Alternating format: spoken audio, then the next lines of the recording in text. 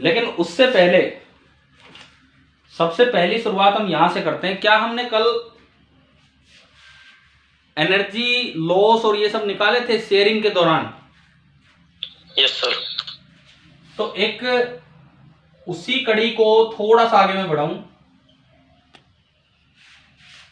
तो special case of energy loss, हालांकि हमने कुछ स्पेशल केसेस पढ़ भी लिए थे, लेकिन कई बार ये चीज एमसीक्यूज में बड़ा फटाफट हमारा काम बना देती है। मान लो एक ये कैपेसिटर है C1 और एक ये कैपेसिटर है C2। दोनों पे सेम वोल्टेज है, लेकिन अपोजिट पोलैरिटी के साथ आपने कनेक्ट कर दिए, प्लस माइनस V और minus plus V। Same polarity है लेकिन सेम पोटेंशियल है, लेकिन आपने जो कनेक्शन किया ना वो ऐसे किया। अच्छा, ये कॉमन पोटेंशियल नहीं है अभी, ये बिफोर कनेक्टिंग है, ये आपका है बिफोर कनेक्टिंग। और हमने माना कि इनिशियल एनर्जी है UI, before connecting initial energy है UI। अब आपने इनको इस तरह से कनेक्ट कर दिया,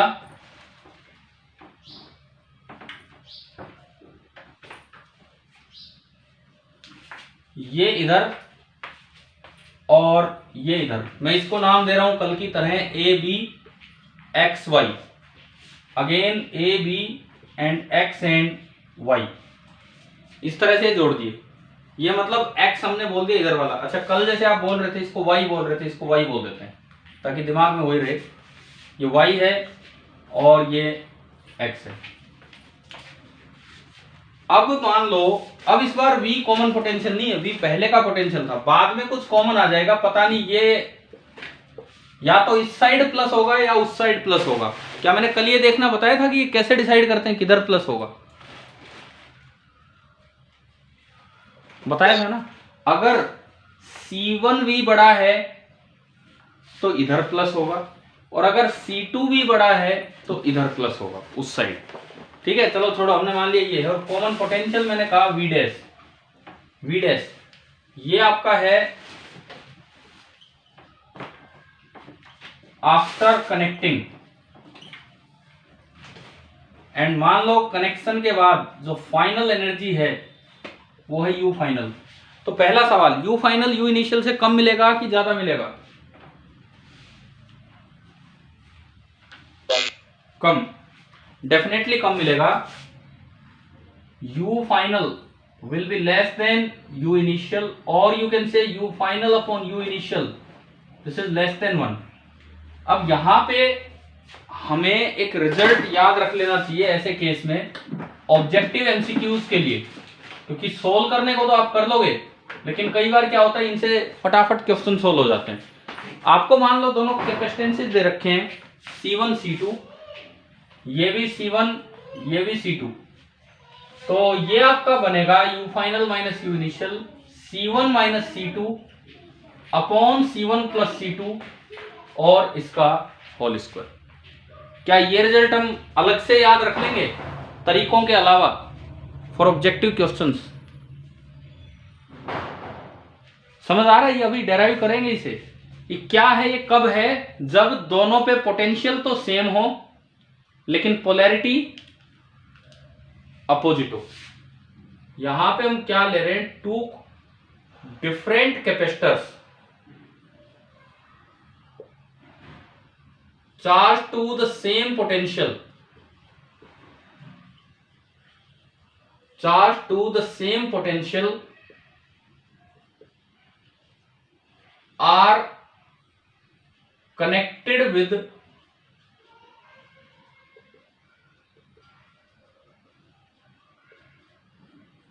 opposite polarity। ये स्पेशल केस की हेडिंग हो जाएगी, this is the heading of special case. एक बार मुझे ये बताओ, क्या रिजल्ट समझ तो आ रहे हैं ना क्या बताया मैंने? ठीक है, अभी इसको देखते हैं ये कैसे आएगा, लेकिन आप पहले ये नोट कीजिए।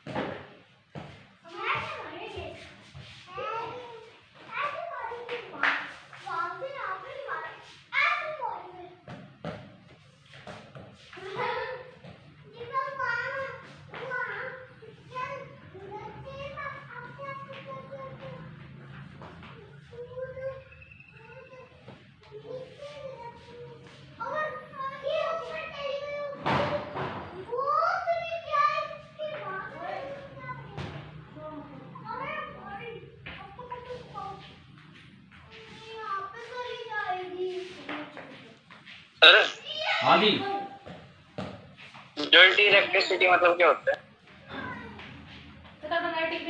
एक मिनट, क्या कह रहे हो? डर्टी इलेक्ट्रिसिटी मतलब क्या होता है?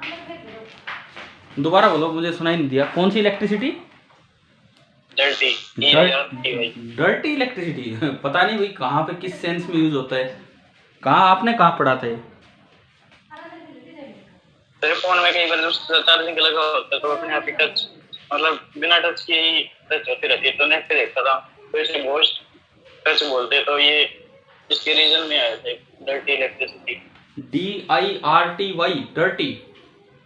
हाँ मुझे नहीं पता, मैं बाद में इसके बारे में देख के बता दूंगा। अगर आप मुझे ना एक व्हाट्सअप जरूर कर देना ये वर्ड लिख के, ताकि मुझे याद रह जाएगा क्लास के बाद, है ना? ठीक है। और अगर कुछ भी ऐसा होगा समझने बताने लायक तो मैं अगली क्लास में आपको बताऊंगा। चलो भाई, ये आपका नोट हो गया है। अब बात ये है कि ये प्रूव कैसे करें हम, वो बताओ आप ट्राई कीजिए एक बार, जैसे हमने कल तक सीखा है, जो भी सीखा है उसके अकॉर्डिंग।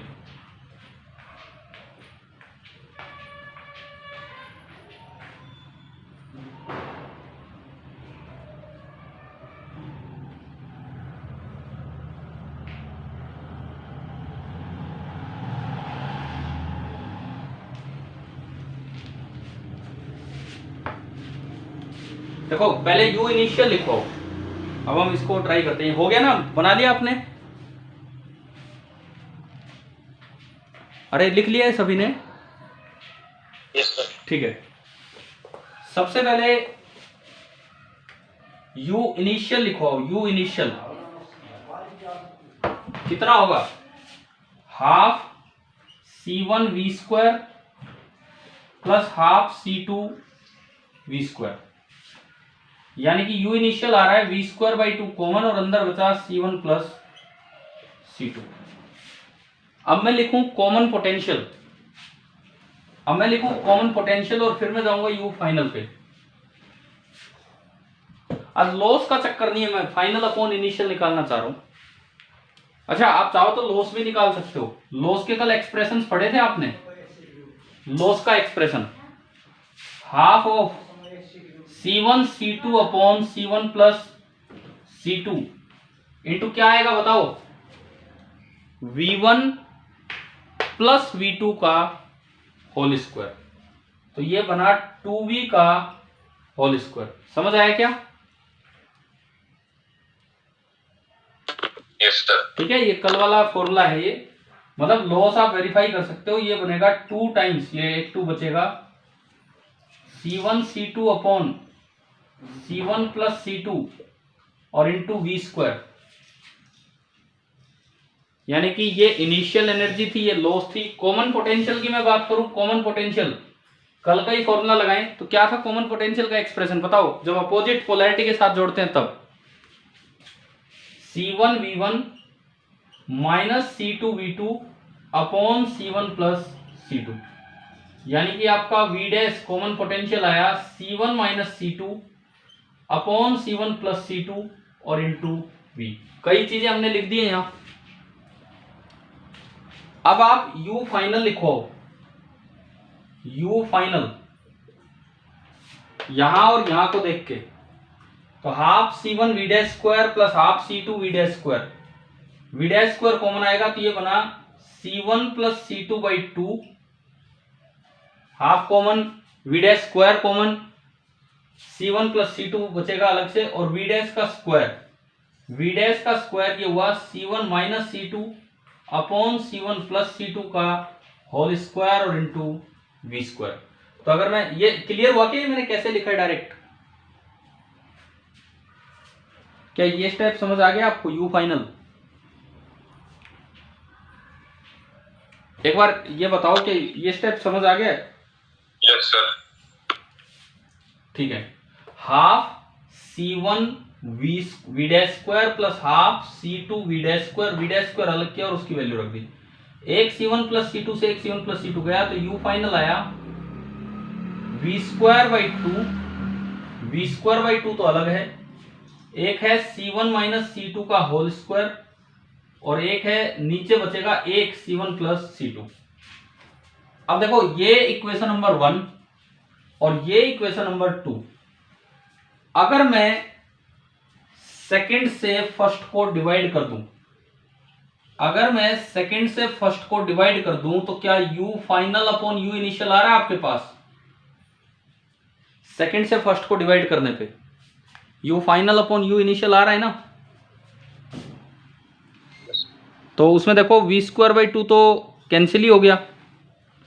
अगर आप देखते हैं v²/2 कैंसिल हो गया, ऊपर बचेगा c1 माइनस c2 का होल स्क्वायर, और नीचे एक उसका आएगा इसका, और एक c1 प्लस c2 उसका है, तो नीचे बन गया c1 प्लस c2 का होल स्क्वायर, यानी कि ये आपका आ गया c1 minus c2 upon c1 plus c2 और पूरे का स्क्वायर। तो ये आपका ये रिजल्ट है। तो आप उसी के साथ थोड़ा बढ़ा के ये काम अपना पूरा कीजिए कि भाई किस तरह से आपने निकाला।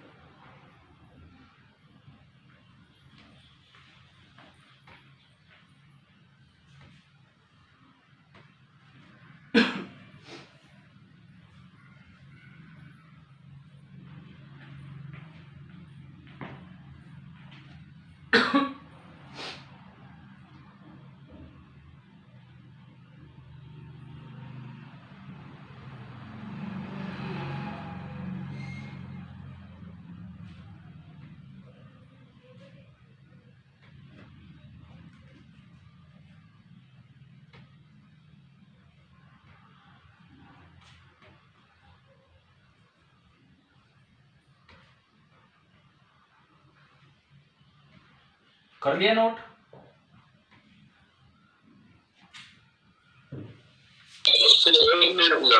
क्या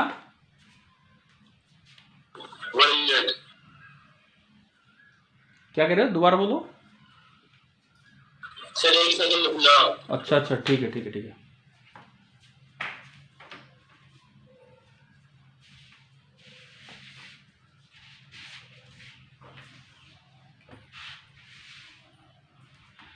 ये रिजल्ट्स याद तो रह जाएंगे ना यार आपके, जब कभी ऐसे कोई सवाल आए तो हाँ हमने पढ़ा है, नहीं तो फिर देखो कितना कितना टाइम बार बार लगता है, तो सीधे यूज हो सकते हैं इस तरीके से।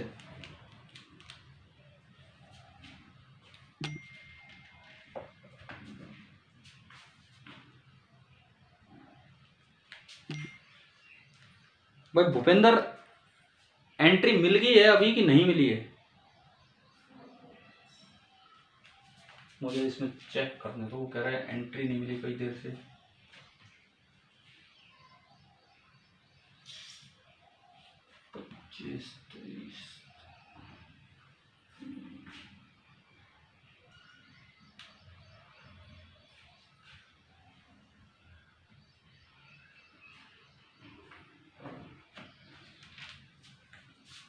चलो क्या हो गया तो आगे।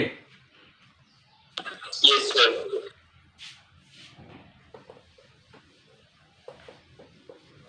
देखो जैसे मान लो एक डायरेक्ट छोटा सा सवाल इसी पे, ये दिया हो कि ये कैपेसिटर है 4 माइक्रोफैराड का, और इसको चार्ज कर रखा था 9 वोल्ट से, और एक दूसरा कैपेसिटर है, ये सपोज मैं कहूँ 1 माइक्रोफैराड का है, और इसको भी यूं चार्ज कर रखा था 9 वोल्ट से। बिफोर कनेक्शन ये है, और इनको कनेक्ट किया, क्वेश्चन ये है कि find you initial upon you final, ये सवाल आ गया। बताओ जी इसका आंसर क्या होगा? 0.36।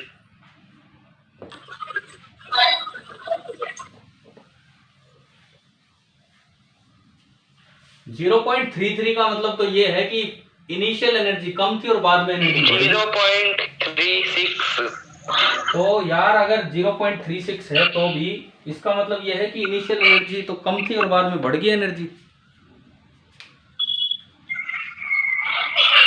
आप थोड़ा ध्यान दो, हमने जो फॉर्मूला लिया है वो किसका है?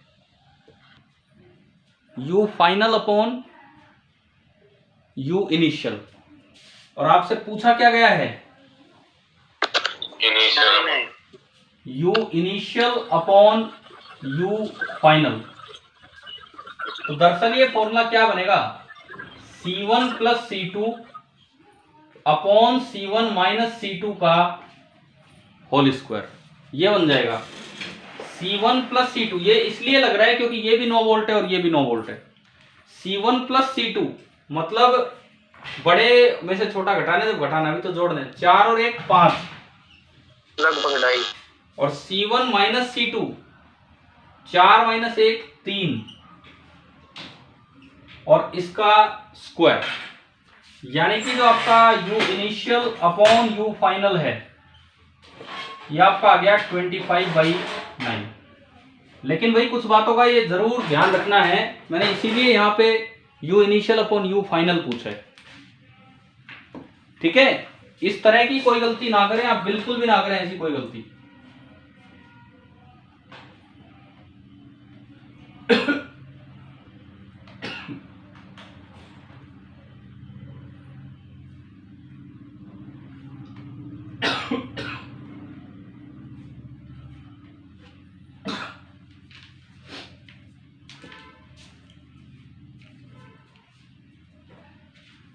चलो मिटा दूं, ये हो गया तो? Yes sir.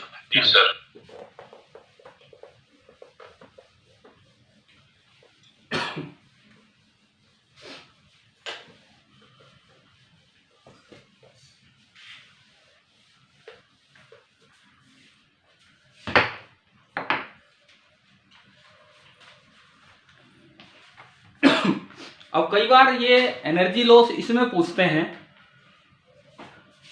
क्वेश्चन मेरा ये है when a battery of V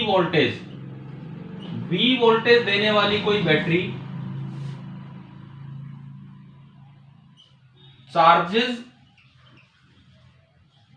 charge करती है N अनचार्ज capacitor,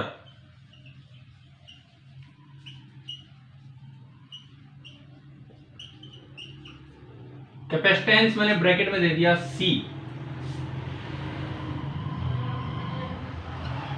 how much is the percentage loss in energy, मतलब बैटरी कितना प्रोवाइड कर रही है उसका कितना पार्ट नष्ट हो गया। ये कीजिए, आप ट्राई कीजिए। सवाल आ गया समझ में? एक अनचार्ज कैपेसिटर है, उसको चार्ज करने के लिए मैंने कोई V वोल्ट की बैटरी लगा दी, उसने उसको चार्ज कर दिया, तो इस दौरान जब जो चार्ज चल के गया होगा तो वही दो कारण, कुछ हीट प्रोड्यूस हुई होगी, कुछ EM वेव्स बनी होंगी, तो कितना पार्ट एनर्जी का नष्ट होता है ये आप ट्राई कीजिए।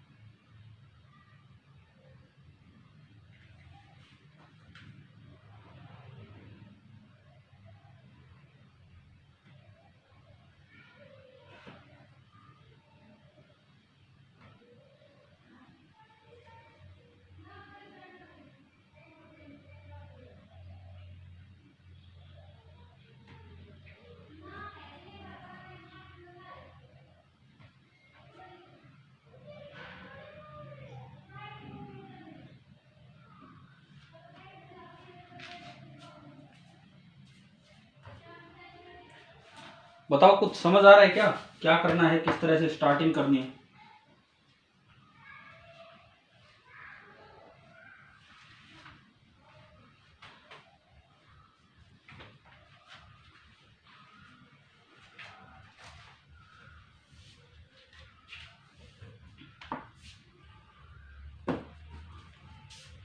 करवाऊं मैं, स्टार्ट करवाऊं कि अभी कर रहे हो try?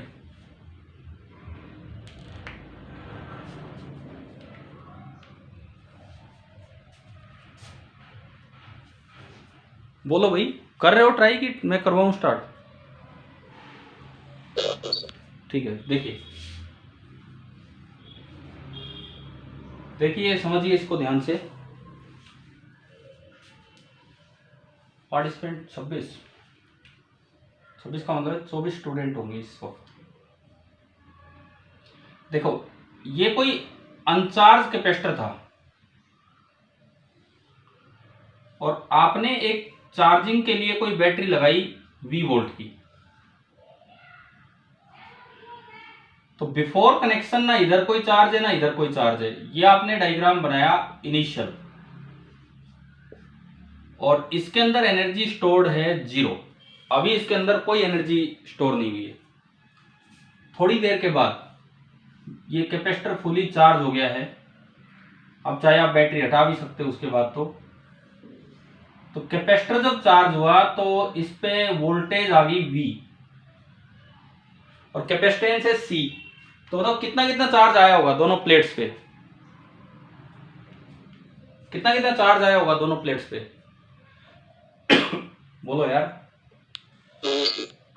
CV and minus CV, इसको मैंने Q नाम दिया। इसका मतलब बैटरी ने करवाया क्या है, बैटरी ने इधर से इधर एक चार्ज Q को घुमा दिया और कुछ नहीं करवाया बैटरी ने। यहां से Q निकाला इसीलिए इस पे माइनस Q आ गया और इधर Q गया। तो बैटरी में से कितना चार्ज गया, बैटरी में से फ्लो करके?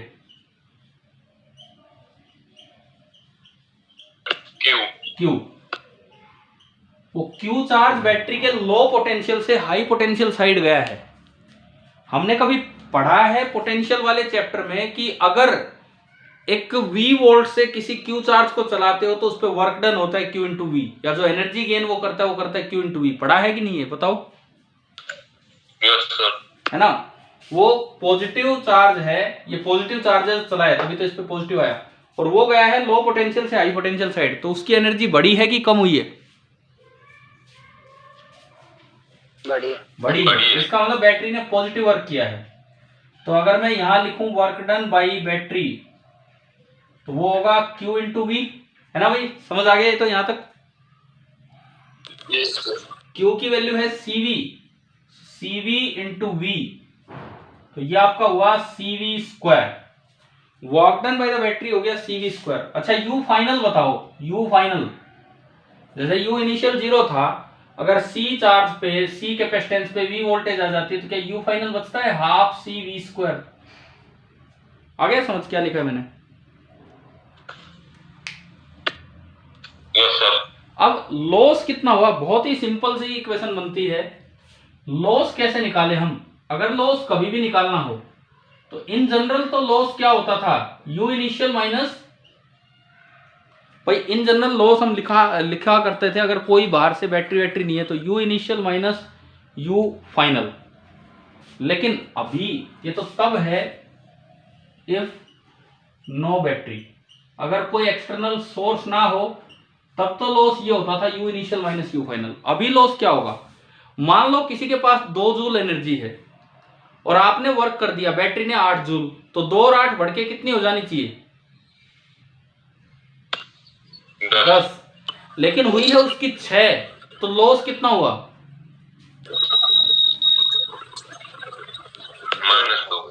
माइनस का लॉस नहीं होता, 4 का हुआ। तो देखो उसके पास एनर्जी थी U इनिशियल और साथ में उस पर कुछ वर्क हुआ W एक्सटर्नल जो बैटरी ने किया, इतनी होनी चाहिए थी, लेकिन हुई कुछ कम है। हुई कितनी है? That is U final. तो ये जो बचा ये लॉस है। अभी बताओ अगर बैटरी इन्वॉल्व है तो क्या लॉस निकालना आ गया आपको?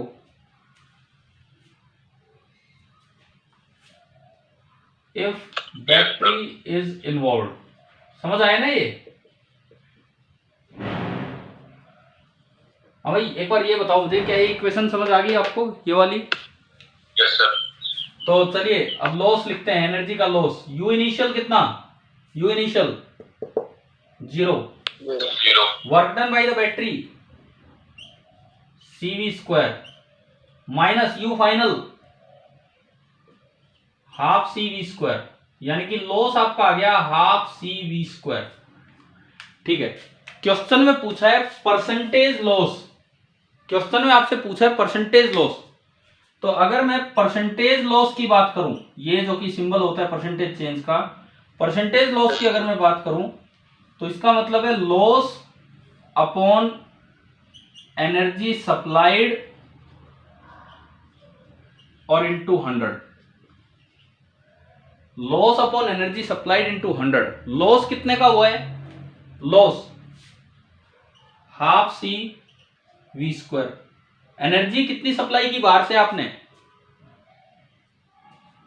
एनर्जी कितनी सप्लाई की है बाहर से, मतलब बैटरी की? CV² और इनटू 100, तो 100/2, यानी कि लॉस कितने का हो गया?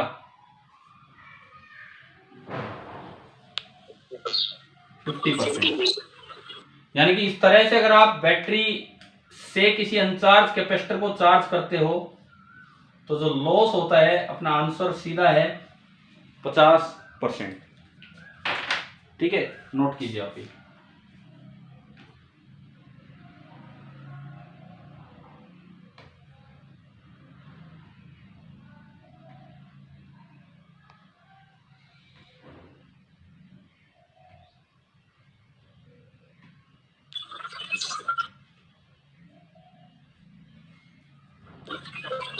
हाँ जी बोलो। ऐसे अगर कहीं भी चार्ज चलेगा ना वायर में,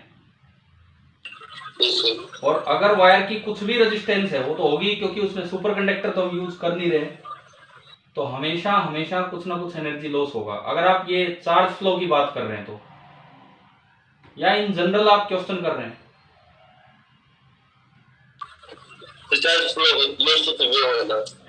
हाँ, तो चार्ज फ्लो में तो अगर कहीं भी कुछ भी रेजिस्टेंस होगा जो कि सुपर कंडक्टर के अलावा हर जगह होता है, तो पक्का पक्का लॉस होगा एनर्जी का। पॉसिबल ही नहीं है कि एनर्जी लॉस ना हो।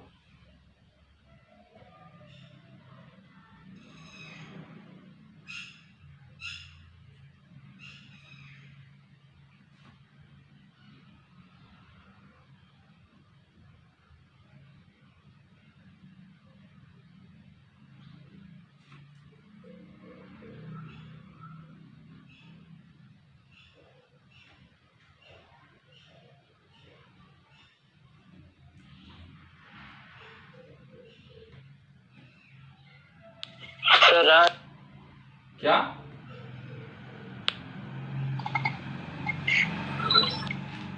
क्या कह रहे हो? कोई बात नहीं, क्या हो रहा है, कर दिया मैंने।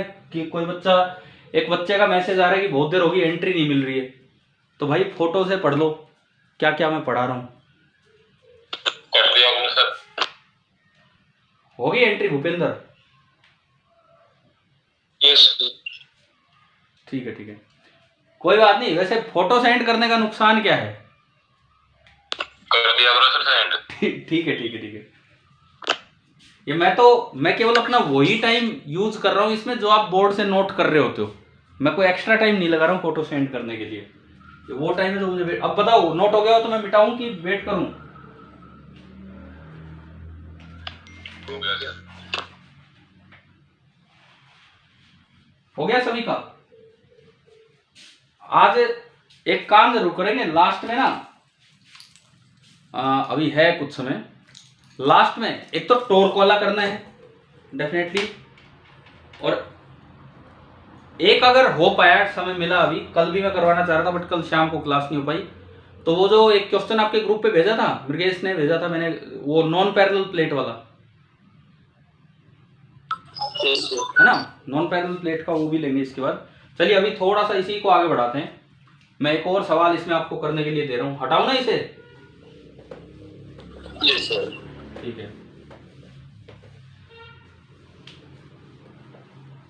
ये फोटो का मैंने कल तरुण सर से देखा था। क्या कल तरुण सर ने पूरा वो डाल रखा था, क्या क्या पढ़ाया? हाँ, तो वो थोड़ा भाई और अच्छे से दिख रही थी, क्योंकि वो ग्रीन बोर्ड पे किस तरह थी, कंप्यूटर पे थी, क्या थी। हमारा ये व्हाइट बोर्ड है नॉर्मल जो होता है, लेकिन फिर भी इसमें ये काम तो मैनेज हो ही सकता है। चलिए देखिए, तो अभी आगे सुने। अब मान लो चार्ज हो चुकी बैटरी, लॉस हो चुका, उससे आगे बढ़ता हूं, पिछले सवाल का ही सेकंड पार्ट, उसी का सेकंड पार्ट। नाउ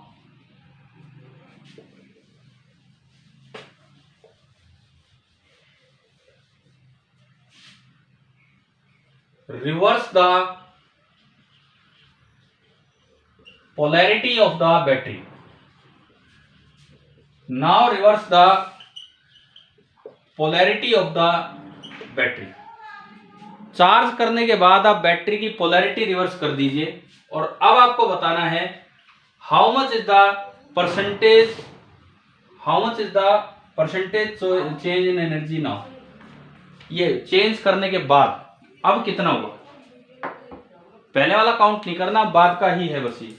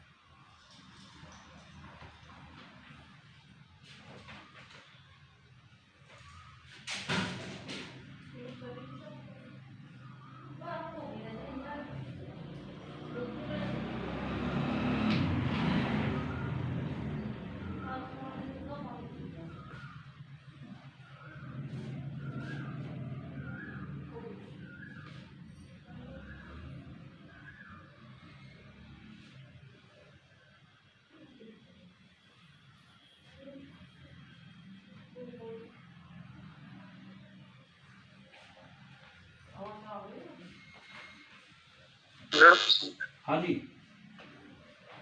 कितना है बताओ? 100%। ठीक है, जवाब सही है। अब आप ये और बताओ कि कितनी एनर्जी लॉस हुई है?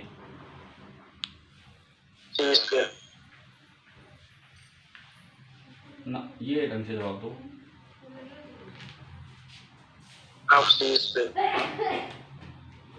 Also find the further energy loss. Percentage तो ठीक है, लेकिन ये फर्दर एनर्जी लॉस कितना हुआ, ये हमें पता लगाना है। फर्दर एनर्जी लॉस नहीं भी, आपके बाद वाले जीरो का मतलब तो बैटरी कुछ कर ही नहीं रही फिर। अभी ये सारे जवाब गलत आए हैं।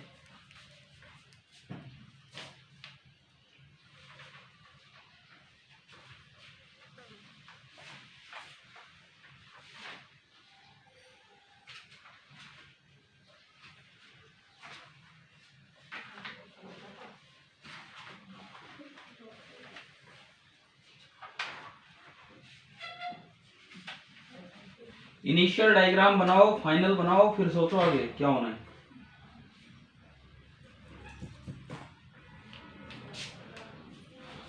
देखिए मैं स्टार्ट करवाता हूं, देखिए आप सॉल्यूशन देखिए।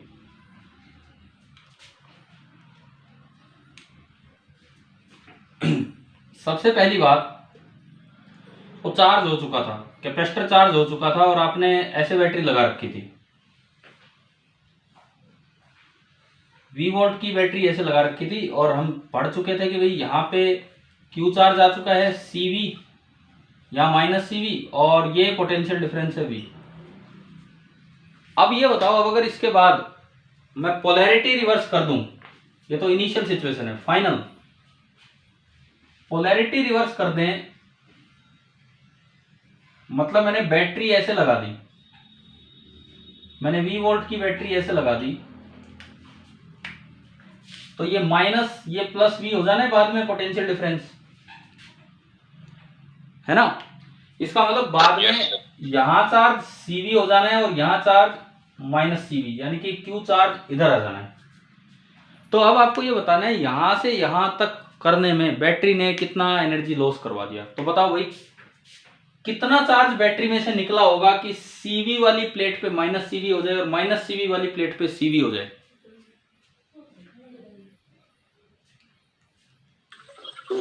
2CV, यानी कि बैटरी ने अपने में से जो चार्ज फ्लो करवाया, बैटरी ने जो चार्ज फ्लो करवाया that is equal to 2CV। तभी तो माइनस CV वाले में 2CV जुड़ के CV चार्ज हुआ, है ना। हो गया समझ। अब देखो, अब वही तीन चीजें हम तैयार करें, वही तीन चीजें। सबसे पहले U इनिशियल क्या है, हाफ CV स्क्वायर है, यहां से मैं देखूं तो U initial half CV square, U final भी वही है, पोटेंशियल डिफरेंस तो चेंज ही नहीं हुआ। U final is again half CV square, U initial ये है, U फाइनल ये है। अच्छा, work done by battery W external कितना है, एक Q चार्ज निकला है बैटरी के नेगेटिव से पॉजिटिव की तरफ, तो बैटरी ने पॉजिटिव वर्क किया है Q इंटू V, लेकिन ये Q है charge phloem 2CV into V, W external आया आपका 2CV स्क्वायर। चलो यहां से मैं लॉस निकालूं, लॉस वही फॉर्मूला, U इनिशियल जो था उसमें W एक्सटर्नल जुड़ना चाहिए था और फिर U फाइनल घटना चाहिए था। तो U इनिशियल और U फाइनल तो सेम है, तो कट ही गए। तो आप ये बताओ लॉस कितना निकल के आ रहा है, कितना वो loss, 2CV square. 2CV square, ये तो आपका आ गया लॉस। तो एनर्जी लॉस का तो आंसर बना, एनर्जी लॉस का तो आंसर बना 2CV स्क्वायर। अच्छा, परसेंटेज लॉस कितना हुआ ये अलग से हम देखें, परसेंटेज लॉस। तो भाई परसेंटेज लॉस होता है लॉस अपॉन एनर्जी सप्लाइड, मतलब जो बाहर से वर्क करके दी है आपने, और इंटू 100। लॉस आपका हो गया 2CV स्क्वायर का, और एनर्जी सप्लाइड भी कितनी है, जो बैटरी ने वर्क किया है, बैटरी ने वर्क भी कितना किया है 2CV स्क्वायर और इंटू 100। यानी कि अब इस सवाल में कुछ बच्चे ना 0% भी टिक कर ही आते हैं, उन्हें लगता है एनर्जी में तो कोई फर्क ही नहीं पड़ा, तो कोई लॉस ही नहीं हुआ, तो 0% भी टिक कर जाते हैं, जबकि यहाँ 100% का लॉस है। अच्छा, इससे मुश्किल सवाल ये तब हो जाता है जब लॉस पूछ ले कितना है, 100 भी कई सही कर आते हैं। अब लॉस में 2CV स्क्वायर तक पहुंचना फिर कई बार भूल जाते हैं कैसे क्या है। तो बताओ भाई समझ आया कि नहीं आया ये, ठीक है, नोट कीजिए अब इसे ढंग से। अगर इसमें कोई और प्रॉब्लम हो तो आप पूछ सकते हैं, नहीं तो ये आप नोट कीजिए आराम से।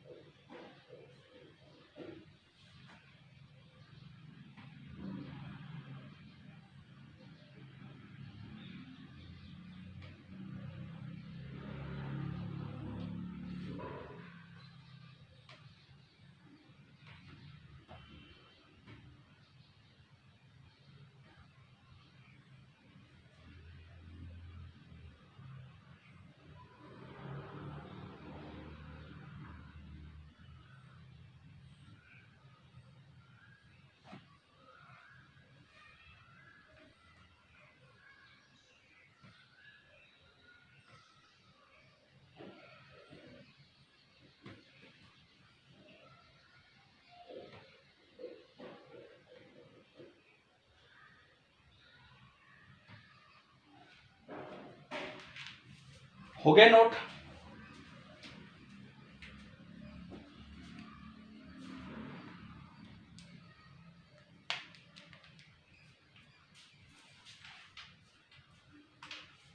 Yes sir. ठीक है। मतलब एनर्जी लॉसेज में देखो, हमने कभी वो तीन कैपेसिटर भी चार्ज वाले देखे, ज्यादा कॉमन सवाल है 2 वाला, तो उसमें फॉर्मूले बनाए, फिर हमने बैटरी को भी इन्वॉल्व किया। अब मुझे लगता है आज का इतना ही समय बचा होगा, पहले मुझे टॉर्क वाले पे चल लेना चाहिए, नहीं तो वो रोज ही मिस हो जाता है।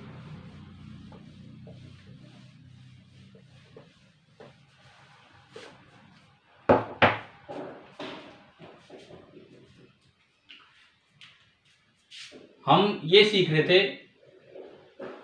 Torque on semi inserted dielectric, और उस पे बेस्ड वो वाला आपका सवाल था, torque on semi inserted dielectric, इस पे बेस्ड ये क्वेश्चन था आपका। उसमें कुछ ऐसा कुछ दिया था कि ये कैपेसिटर की प्लेट्स हैं, एक ये है, एक इसके पीछे, लास्ट में वैल्यू पुट करेंगे यार, अभी नहीं है ना, वैल्यू बिल्कुल एंड में। इस तरह से ये कैपेसिटर की 2 प्लेट्स हैं, और इसके अंदर कोई डाइलेक्ट्रिक था जो कुछ एंगल में कहूं फाई नोट, फाई बोल देता हूं मैं, फाई एंगल तक वो निकला हुआ था।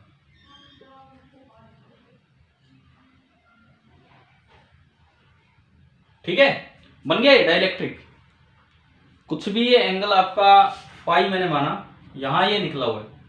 अब यहां 2 कैपेसिटर बन रहे हैं, एक तो ये सी डाइलेक्ट्रिक वाला, ओहो, एक तो सी डाइलेक्ट्रिक वाला, बीच में स्क्रीन चली गई थी।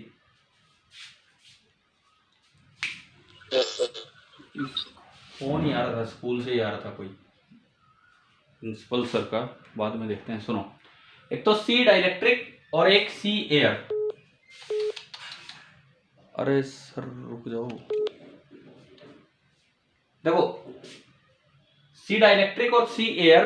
अब हमें ये लिखने आने चाहिए कि किस तरह से हम इन चीजों को लिख पाए। आप ये लिखवा दो, बिकॉज उसके बाद फिर हम एनर्जी लिखेंगे। ये बैटरी कनेक्टेड वाला केस था कि आपने दोनों के अक्रॉस कोई भी वोल्ट की बैटरी लगा रखी है, ये वाला आपका केस था, दोनों के अक्रॉस कोई V वोल्ट की बैटरी लगा रखी है, तो तब आपको ये आगे बढ़ाना था। बताओ भाई, सी डाइलेक्ट्रिक कितना और सी एयर कितना? सबसे पहले आप मुझे सी एयर लिखवाओ, इसमें सी एयर बताओ। एयर वाली साइड जहां बीच में एयर गैप है, वहां कैपेसिटेंस कितना होगा? फॉर्मूला क्या होता है? Epsilon naught into this area, this much area, ये इस प्लेट का और उस प्लेट का, समझ गए हो क्या? पीछे वाली प्लेट का।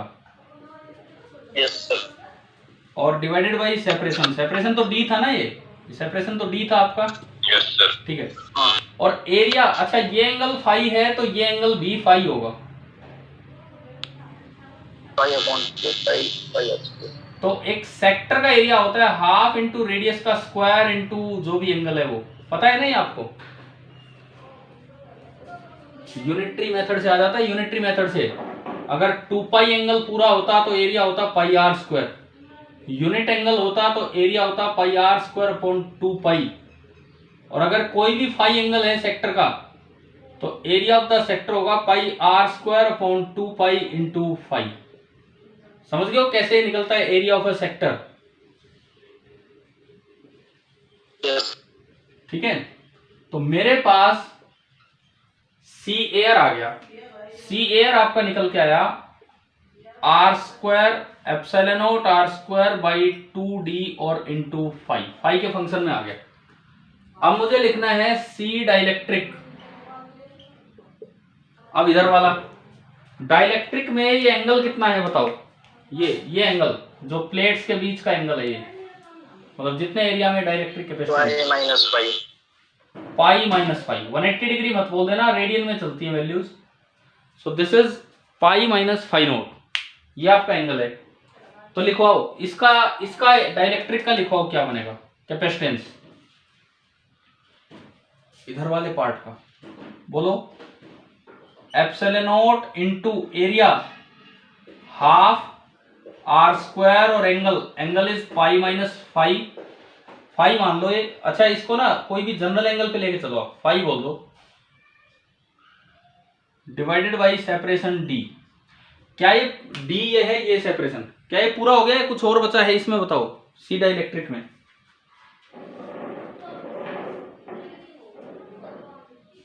हाँ भाई, सी डाइलेक्ट्रिक में पूरा हो गया कि कुछ और बचा है?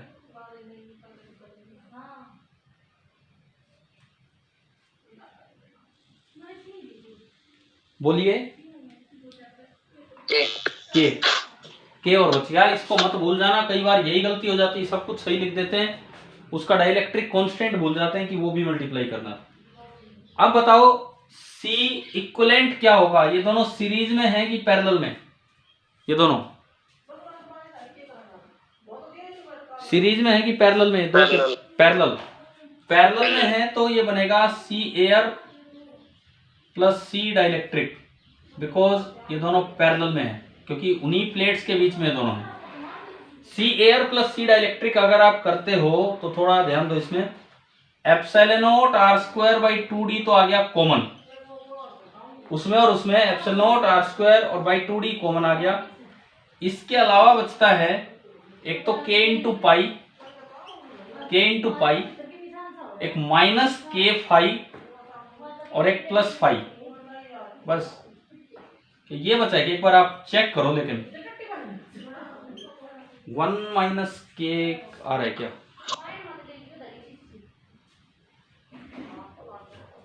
बताओ ये यही आया ना? ठीक है, सी इक्विवेलेंट आपका आ गया।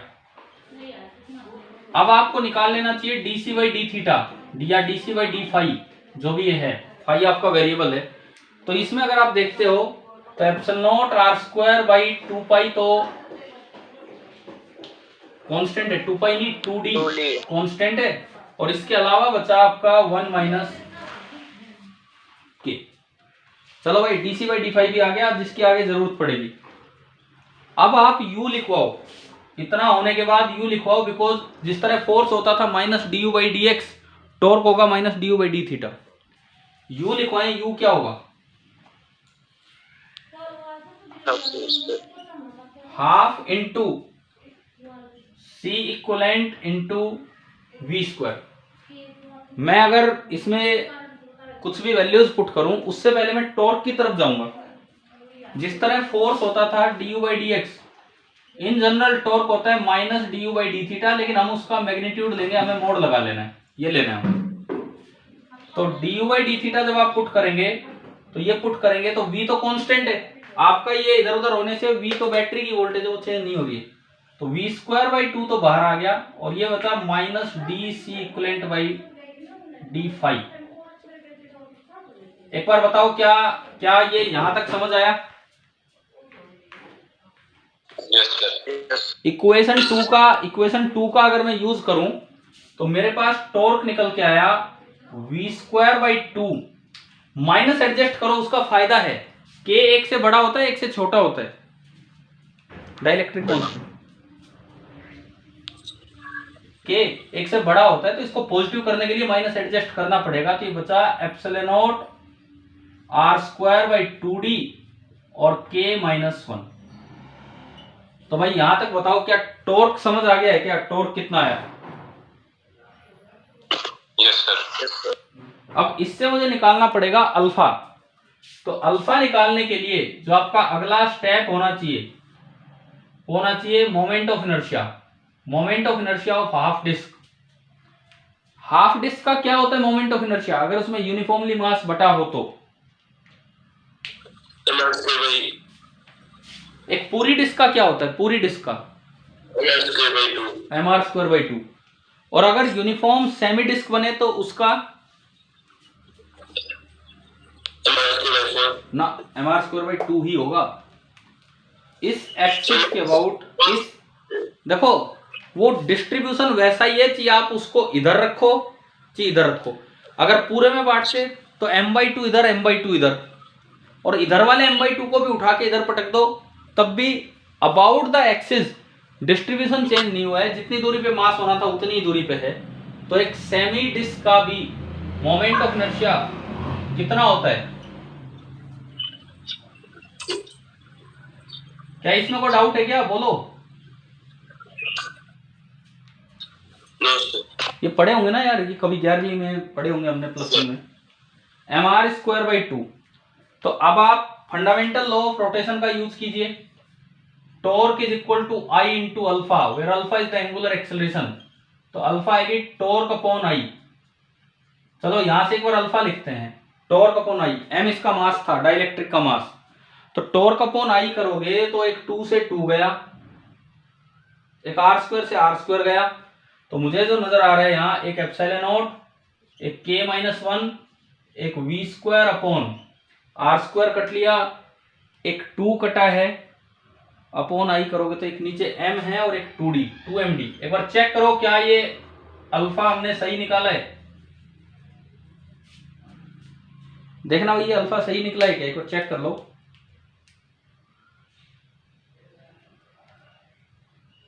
ठीक ही होगा शायद। ठीक है, अब सुनो, इसके बाद क्योंकि अल्फा कांस्टेंट आ गया, क्योंकि अल्फा कांस्टेंट आया, इसका मतलब आपका ये रिलेशन वैलिड है। Theta is equal to omega initial into t plus half into alpha into t², है ना? क्लियर हुआ? और इसको रिलीज किया है तो ओमेगा इनिशियल इज 0, क्योंकि इसको रिलीज किया था। एक बार मुझे ये बताओ, सवाल में हमने क्या दिया था? टाइम पीरियड ऑफ ऑसिलेशन निकालना है या बस वहां तक पहुंचने का टाइम निकालना है? क्या टाइम ऑफ ऑसिलेशन। तो पहले आप ये ऑसिलेशन का टाइम निकालो। इनिशियल एंगल θ0 मान लो, तो θ0 φ0 माना मैंने, φ0। तो वो φ0 जब चल जाएगा, सीधा होगा, तब वो मीन पोजीशन पे जाएगा। जब ये φ0 घूम चुका होगा तब वो अपनी मीन पोजीशन पे आ जाएगा। तो इसका मतलब थीटा की जगह आपने φ0 रखा, ओमेगा इनिशियल t 0 हो गया, हाफ अल्फा, और ये जो टाइम होगा ये होगा t/4 का होल स्क्वायर। क्या ये समझ आ रहा है मैंने t/4 क्यों लिखा? अगर t है टाइम पीरियड ऑफ ऑसिलेशन, क्योंकि 1/4 टाइम हुआ, एक्सट्रीम से मीन तक आने का टाइम 1/4 हो गया। अब अगर मैं यहां से देखूं तो t² that is coming out to be 16 into 2 32 φ0/अल्फा। लो जी एक बार वैल्यू भी पुट कर लेते हैं। t बराबर 32 into initial angle φ0 upon alpha. Alpha ये रहा आपका ε0 k-1 इंटू v² और 2md ऊपर जाएगा, 32 और 2 64 हो जाएगा, 64 md, और इस पूरे का अंडर रूट, इस पूरे की पावर हाफ। भाई हमारी तरफ से तो ये आपका आंसर आ गया है। अब मैंने आपको कुछ न्यूमेरिकल वैल्यूज दी थी सोल्व करने के लिए, और मैंने ये कहा था अगर आप φ0 शायद 45 डिग्री लें तो कुछ कैलकुलेशन आसान हो, बाकी छोड़ो, मैं उसमें ज्यादा जा नहीं रहा हूं। अब आप कर लेंगे ना ये पुट करके वैल्यूज? कर लेंगे सर। ठीक है, इसमें आप जहां भी जो भी पुट करेंगे उससे ये सोल्व हो जाएगा आपका। अभी अगर इसको ये किसी को नहीं समझ में आया हो तो बता दीजिए, नहीं तो अपना ये नोट कीजिए आप।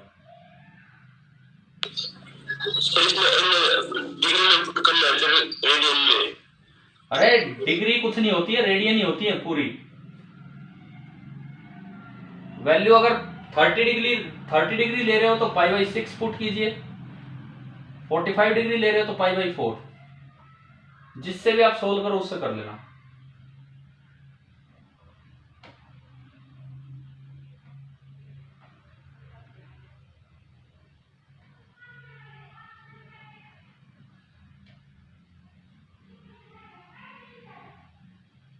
और मैंने आपको शायद पहले दिन से यही स्टेप बता रखे थे। Yes sir. हाँ तो आप देख लो उसमें क्या आपका आंसर बनता है उसमें।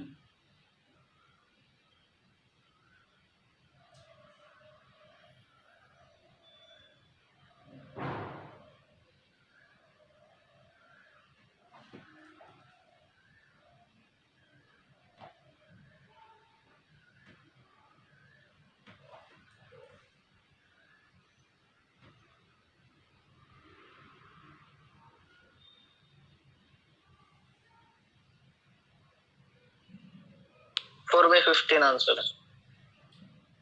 4/15 कब है, जब आपने इनिशियल एंगल कितना लिया है उस दिन? 45 लेके। हाँ मतलब π/4 लेके।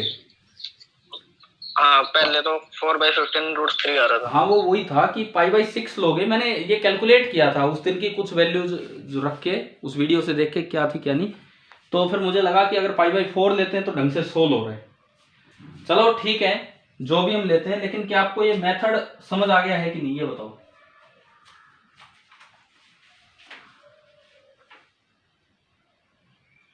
आ गया। ठीक है जी। और अब आगे से ध्यान रखना, फोर्स निकालना हो du/dx, टॉर्क निकालना हो du/dθ, इस तरह से हम अपने काम को आगे बढ़ाएं।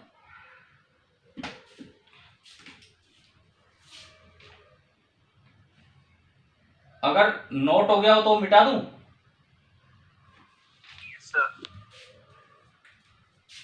ठीक है।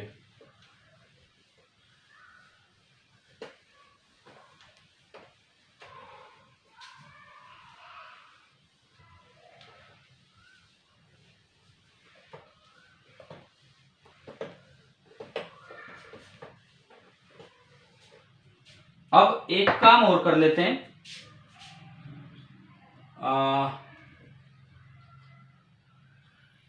पैरेलल प्लेट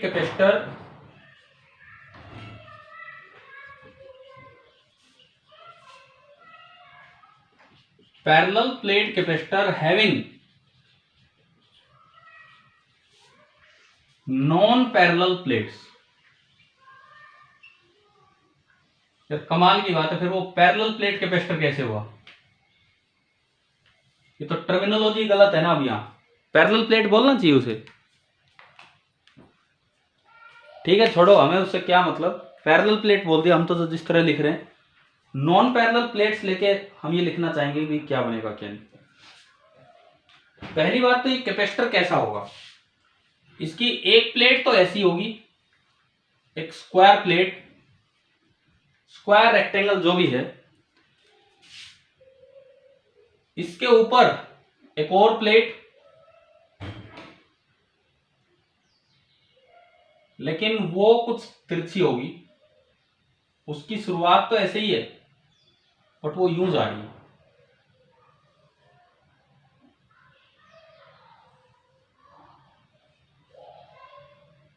समझ आ गया क्या कैसे है? ये एक टर्मिनल, ये दूसरा टर्मिनल, ये है आपका पैरेलल प्लेट कैपेसिटर। ये तो हुआ डायग्राम, बीच में एयर है और कुछ नहीं। भाई मृगेश क्या क्या दिया हुआ था, किसकी टर्म्स में चाहिए वो तो बताओ हमें एक बार। देख के बताता हूँ सर, एक मिनट। कोई नहीं, वहां से देख के बता दो। क्या ये एंगल दिया हुआ है? क्या ये कई बार ये एंगल दे देते हैं, कई बार ये दोनों साइड की डिस्टेंस दे देते हैं। एंगल दिया हुआ है, दोनों साइड की डिस्टेंस भी दी हुई है। अच्छा ये एंगल कितना दिया हुआ है? अल्फा। अल्फा। इधर की डिस्टेंस कितनी दी हुई है? डी। उधर की डिस्टेंस पूरी? ये नहीं, ये प्लेट की दे रखी है, स्क्वायर प्लेट की। स्क्वायर प्लेट की कितनी दे रखी है एज लेंथ? ए। ठीक है, ये a/a की स्क्वायर प्लेट है। चलो ठीक है, बहुत कुछ हो गया। और अब आपको इसका कैपेसिटेंस निकालना है कि कैपेसिटेंस क्या होगा। आप इसे रेक्टेंगल प्लेट भी ले सकते हैं भाई, जरूरी थोड़ी है स्क्वायर प्लेट ही हो। आप इन जनरल ये LB मैं कर दूं, चेंज कर दूं रेक्टेंगुलर प्लेट में। चल छोड़ो आपके पास रहने दो, इसी को चलने दो, क्योंकि इनके पास ऑप्शन भी थे ना 4, तो अपना फिर पता भी लग जाएगा वहां पे क्या चल रहा है क्या नहीं। ठीक है, बाद में भी कोई कर देंगे।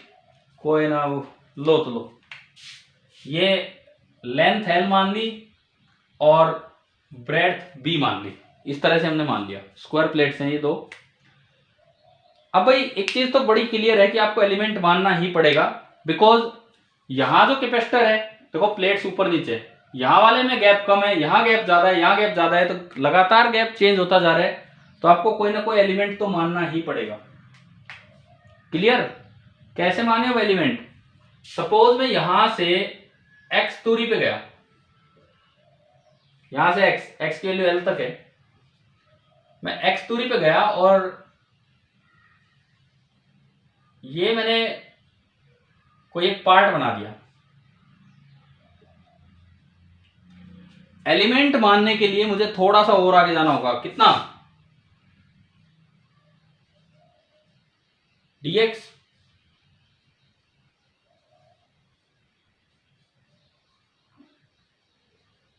अब आप एक बार ये बताओ कि आपको ये प्लेट का ये पार्ट समझ आ रहा है कि हम कौन सा एलिमेंट मान के बैठे हैं? Yes. है ना? इस पार्ट का आप डीसी लिखवाओ, इस एलिमेंट का DC, epsilon naught into area upon separation. Epsilon not तो ये हो गया, एरिया बताओ, एरिया यहां से देख लो, BDX। ये b है, ये लेंथ तो b है और ये dx है, तो एरिया कितना हो गया? BDX। bdx। मृगेश आपने जो सवाल पूछा उसमें b की वैल्यू a ले लेनी है, ठीक है ना, क्योंकि वो तो स्क्वायर प्लेट है, Yes, sir। ठीक है। और अपॉन ये सेपरेशन कितना, इसी की वजह से तो एलिमेंट मानना पड़ा, क्योंकि ये अलग अलग जगह पे अलग अलग है। तो ये सेपरेशन जो होगा ये होगा d प्लस समथिंग, ये तो d है, अब वो प्लस क्या, ये कितना, ये x ये है, ये x tan अल्फा हो जाएगा। देखो आप ट्रिग्नोमेट्री से, Yes, sir। अगर आप ट्रिग्नोमेट्री लगाते हो Yes, तो sir। tan अल्फा बराबर दिस थिंग अपॉन x, तो ये जो भी चीज है ये आपकी x tan अल्फा आ गई, d plus x tan alpha. पहली बात आप बताओ कि आपको डीसी समझ आया, कैसे माना हमने? Yes, sir। अगला काम, अब बताओ सारे एलिमेंट सीरीज में है कि पैरेलल में? बिकॉज ऐसे नहीं करना इंटीग्रेशन की डायरेक्ट कर दिया, पहले एक चीज चेक करनी होगी कि सारे पैरेलल, क्योंकि ये है फिर अगला है फिर अगला है, सब सेम प्लेट्स के बीच में है, all are in parallel.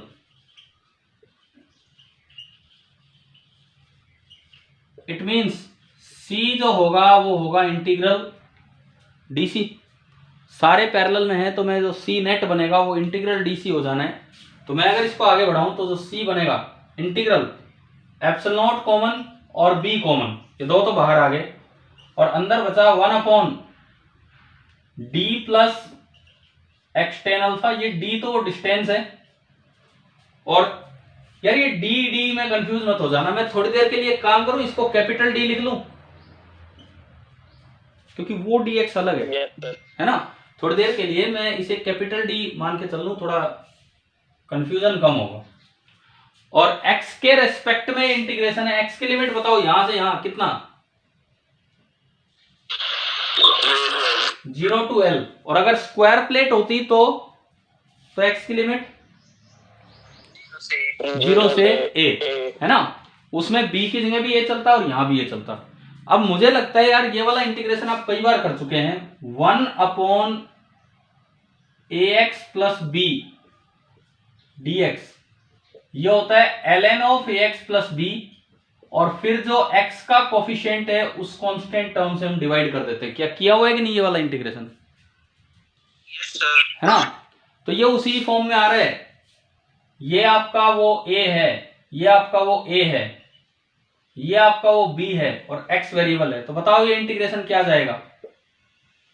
Epsilon naught b तो बाहर है, ln ax प्लस b यानी कि d plus x tan alpha, divide किससे करूं मैं,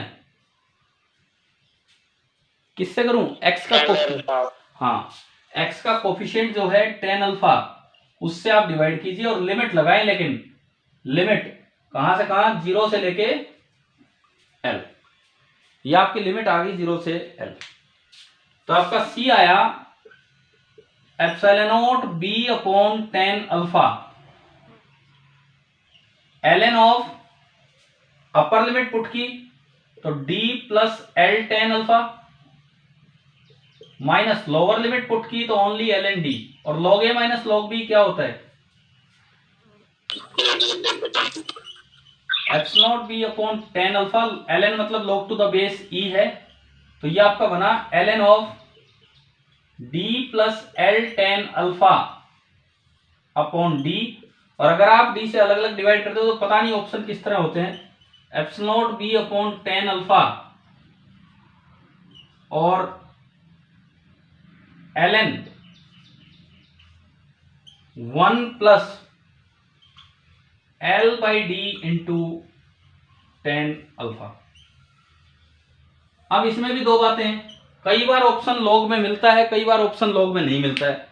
आप भाई एक बार अपने ऑप्शंस देख के बताओ वो लॉग में हैं कि नहीं है, ये बताइए हमें। नहीं है। अच्छा लॉग में नहीं है तो बताओ इसको कैसे कन्वर्ट करें अगर ऑप्शंस लॉग में नहीं है तो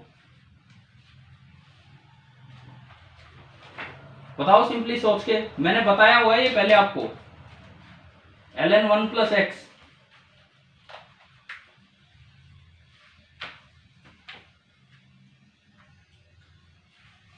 सिर्फ इसे एक्सपेंशन करें हैं क्या? एक्सपेंशन क्या कह रहे हो, दोबारा बोलो, सुन ही नहीं रहा। यहां तक कोई डाउट है क्या, ये बताओ। एक्सपेंशन कर लेंगे। हाँ वो एक्सपेंशन कर लेंगे, मैं वही आपसे पूछ रहा हूँ। बताओ log 1 प्लस एक्स का कभी मैंने एक्सपेंशन लिखवाया होगा आपको, और उसकी अप्रोक्सीमेट वैल्यू x भी बताई होगी फॉर वेरी स्मॉल x। बताओ क्या था एक्सप्रेशन?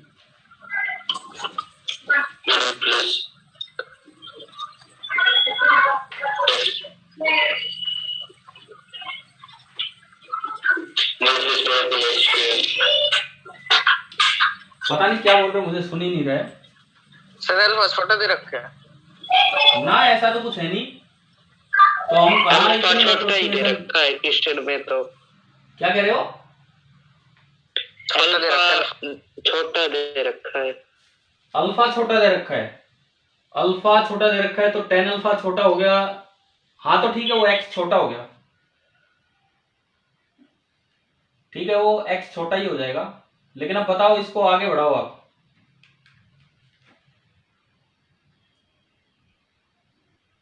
सर ln और इसके अंदर जो कुछ लिखा है इसकी जगह l tan alpha upon d लिख देंगे। ln और इसके अंदर जो कुछ लिखा है उसकी जगह l tan alpha upon d ना भाई, फिर तो पता है क्या होगा, वो तो आपका आपने बिल्कुल ही इतना भयंकर अप्रोक्सीमेशन कर लिया कि पैरेलल प्लेट का आ जाएगा, इतना खतरनाक अप्रोक्सीमेशन कर दिया। एक बार आप जो बोल रहे हैं ना, मैं आपकी बात बताता हूं। आप कह रहे हैं कि ln ऑफ 1 प्लस एक्स को आप नियरली x लिख दो, ये होता है for very very small x होता है।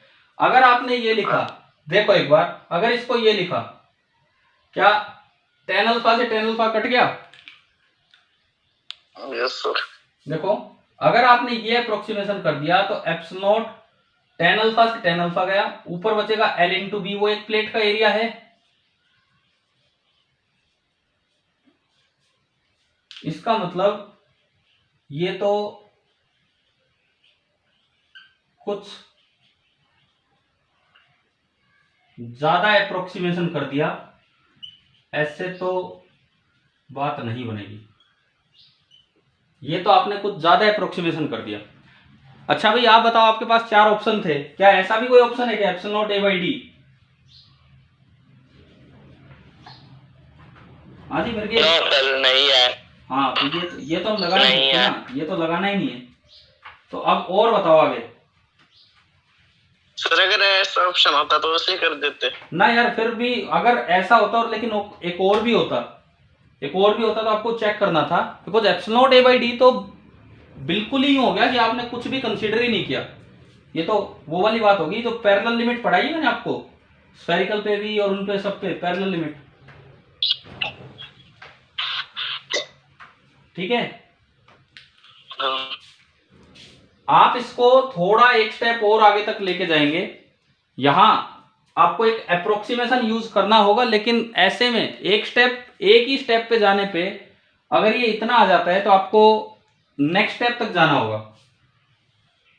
आपकी ये कुछ सीरीज होती है, मैंने आपको इतनी देर से बोला कि आप देखो अपनी कॉपी में, देखो ना कि आपने नहीं लिखी है कि ये सीरीज। डेफिनेटली मैंने आपको पोटेंशियल वाले चैप्टर में लिखवाई थी। सर आपने पीडीएफ भेजी थी। अरे पीडीएफ क्यों भेजी थी, क्या लिखवाई नहीं थी ये सीरीज? LN1 सर पीडीएफ भेजी थी सर। ये मैथ में भी है, ये हो जाएगी x minus x square by 2 plus x cube by 3। फिर आ गया ध्यान? हाँ। क्या मैथ्स में आपके आती है ये सब चीजें? हाँ आ गई। आज तो जी सर डिफरेंशिएशन। अब मैं आपको बताता हूँ, मैंने एक दिन फिजिक्स में कभी पोटेंशियल में, जो स्कूल की ऑफलाइन क्लास थी उसमें, मुझे याद आ रहा है, ये अप्रोक्सीमेशन यूज करवाया था पोटेंशियल वाले चैप्टर में। आप अपनी कॉपी में देखना यार कि ln1 प्लस एक्स को नियरली एक्स लिखवाया था। टेस्ट से पहले आपने वो पीडीएफ भी भेजी थी, उसमें तो कई थी, उसमें तो कई सीरीज थी। मैं आपको ये बता रहा हूँ, स्कूल में ऑफलाइन पढ़ाई के दौरान ln1 प्लस एक्स को नियरली एक्स बताया था मैंने कहीं, और उसमें आपको एक सीरीज भी बताई थी कि क्या है क्या नहीं। तो आप अगर एक अप्रोक्सीमेशन करते हो तो ये गलत आंसर आ रहा है, कुछ ज्यादा अप्रोक्सीमेशन हो गया है, तो आप 2 स्टेप तक चले जाए करो, क्योंकि यूं तो ये सीरीज खत्म ही नहीं होते हैं। तो आप 2 स्टेप तक चले जाओ, 2 स्टेप तक जाओगे तो यहां तक रुक जाओ, यहां तक। अब बताओ अब कितना होगा ये? अब अगर मैं इसको यूज करूं तो क्या होगा? इसकी वैल्यू x कितना है, x कितना आपका ये है tan alpha upon D, L tan alpha upon D minus x square by 2, x square by 2 होगा L square tan square alpha by D square और एक 2, और बाहर इन दोनों के नीचे क्या बैठा है? tan अल्फा, एक tan अल्फा नीचे बैठा है। समझ आ रहा है? Yes sir. ठीक है, यस सर। tan अल्फा नीचे बैठा है तो आप tan अल्फा से मल्टीप्लाई कर दो। तो अगर मैं इसको tan अल्फा से मल्टीप्लाई ना डिवाइड करूं तो क्या बचा है tan अल्फा से डिवाइड करते ही? मैं अगर c पे जाऊं, अब c epsilon naught b tan alpha से मैं डिवाइड कर रहा हूं, तो ये बचता है L upon D minus L square tan alpha upon 2d square. भैया अब आप अपने सवाल में देखना क्या क्या गिवन है। क्या एरिया गिवन है? क्या प्लेट का एरिया? हाँ जी बोलो, क्या एरिया गिवन? वो अच्छा साइड लेंथ दे रखी है ना a, हाँ तो इसको भी a लिख दो, इसको भी a लिख दो, इसको भी a लिख दो, और अपना वो आंसर निकाल लेना, वहां से आ जाएगा जो भी ऑप्शन होगा। आंसर डी दे रखे हैं, पता नहीं भाई क्या है उसमें, वो ये बताएंगे। क्या आंसर है मिर्गेश? देखना पड़ेगा।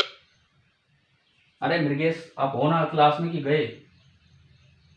देख रहे सर, एक मिनट। ठीक है,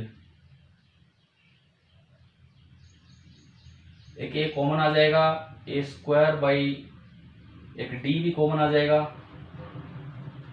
एक ए कॉमन आ गया, ए स्क्वायर हो गया, ये बचा 1 माइनस एक तो गया एल, एक ए बचा है a बाई 2d और इंटू tan अल्फा। और है सर आंसर। आप वेरीफाई करो ना, मैं बोल रहा हूँ ये आंसर आ रहा है। अगर आपका वो a दे रखा है तो जो c आएगा, 3 tan अल्फा को अल्फा लिख देंगे तो आ जाएगा आंसर। हाँ तो कोई नहीं, स्मॉल एंगल के लिए tan अल्फा को अल्फा लिख दो।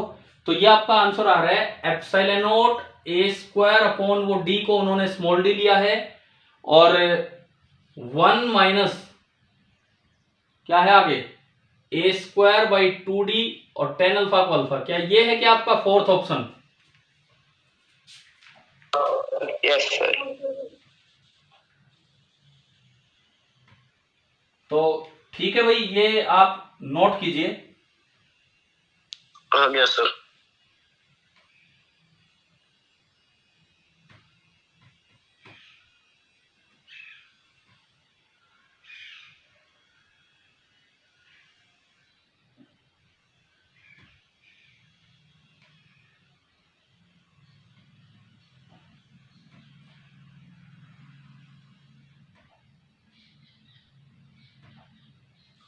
सर हो गया नोट। ठीक है, तो हम आज की क्लास को सर ऑफ करते ए हैं। स्क्वायर अल्फा नहीं दे रखा, ए अल्फा दे रखा है खाली। अरे तो 1 माइनस वो ए ए अल्फा। स्क्वायर नहीं है, वो खाली एल है। यहाँ ये मैंने गलती से यहाँ ए स्क्वायर लिख दिया, वहां पे ना वो खाली एल दिया है, ए दिया है।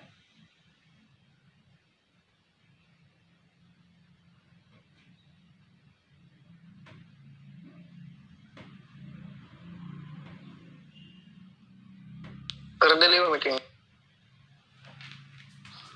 हाँ भाई, समझ तो आ गया ना ये पूरा? Yes sir. ठीक है, तो आप अब छोड़ सकते हैं मीटिंग।